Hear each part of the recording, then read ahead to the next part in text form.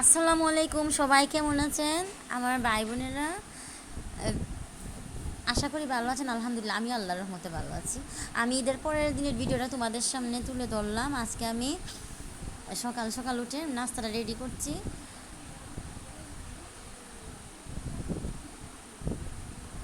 ঈদের দিনের ব্লগটা আমি আপলোড করতে পারিনি, কারণ আমরা তো কুরবানি দিতে পারছি না, তার জন্য দিতেও পারিনি। কারণ আমরা হচ্ছে গিয়ে নিম্ন মধ্যবিত্ত, তার জন্য আমরা গরুর মাংস কিনে খেতে হয় সবসময়।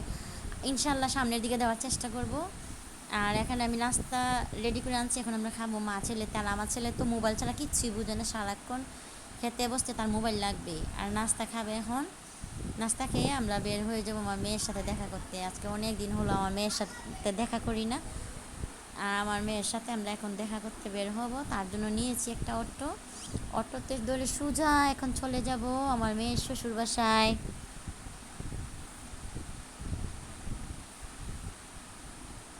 মেয়ের শ্বশুর বাসার থেকে ঘুরে চলে আসলাম। এই দেখেন আমার তিনটা বাচ্চা কি আনন্দই না করছে। সবাই ভালো থাকবেন, সুস্থ থাকবেন।